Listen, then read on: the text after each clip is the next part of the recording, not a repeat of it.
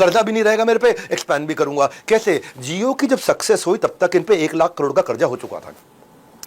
इतनी बड़ी सफलता की कॉस्ट होती है भैया, इसकी कीमत होती है, इनको भी झेलनी पड़ती है। 1 लाख करोड़ का कर्जा था। अब मुकेश ने अपने सारे शेयर होल्डर्स को एजीएम में बोल दिया कि मैं जीरो डेट कंपनी बनूंगा अगले 1.5 साल के अंदर।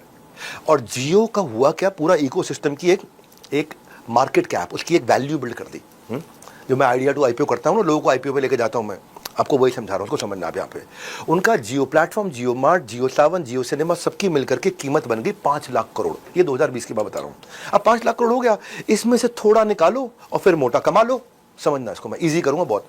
जियो ने क्या किया, 5 लाख करोड़ में से 25% हिस्सेदारी बाजार में बेचने के बारे में सोच ली कि बाजार में 25% हिस्सेदारी बेच देता हूँ।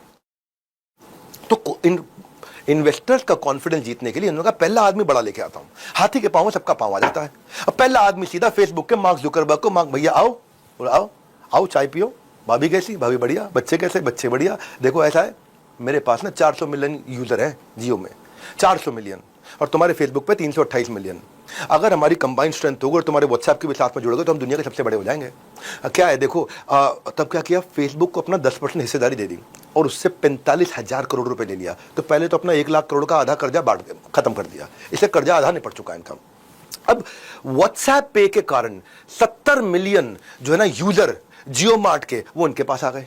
और जो जियो मार्ट है उसको 400 मिलियन जो व्हाट्सएप के टैप एंड चैट के थे बॉट के, वो जियो को मिल गए। दोनों के बेनिफिट एक दूसरे को मिलने लग गए। फेसबुक की इंडिया का एड का रेवेन्यू बढ़ गया क्योंकि जियो उसको पुश करे अपने दुकानदारों को जियो मार्ट से, और उधर जियो की अपनी सेल्स बढ़ रही है। क्यों? क्योंकि भैया यहां पे फेसबुक उसकी एड दिखाने लग गया, 50,000 करोड़ का रेवेन्यू हो जाए उसका।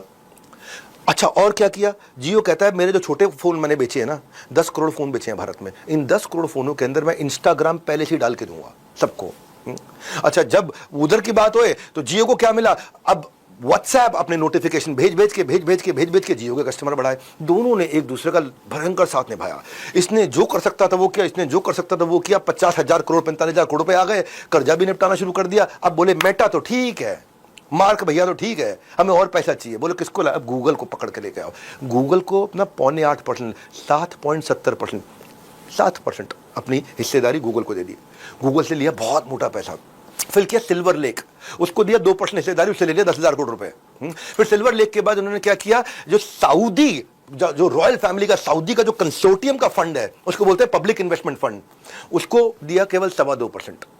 तू छोटू 2.25%, उससे क्या 12,000 करोड़ रुपए उससे ले लिए। अब ये बढ़ते जा रही, इसकी कीमत बढ़ते जा रही। ये सब डील करने से पहले ये थे 5 लाख करोड़ के, और डील हो जाने के बाद ये हो गए 9.25 लाख करोड़ के। अब 9.25 लाख करोड़ में से इनके पास केवल 67%, यानी कि 9.25 लाख करोड़ में से आज भी 6.25 लाख करोड़ रुपए के मालिक हैं। अर्थ क्या हुआ, पहले थे 5 लाख करोड़ के, अब कितने हो गए? 6.25 लाख करोड़ के। यानी कि अपनी छोटी हिस्सेदारी बेची, थोड़ा सा निकाला, फिर मोटा कमा डाला। थोड़ा सा निकालो शेयर बाहर और फिर मोटा कमा लो उसे निकालने के बाहर। A little sold but a lot earned. ये ऐसे ही ग्रो करते रहे।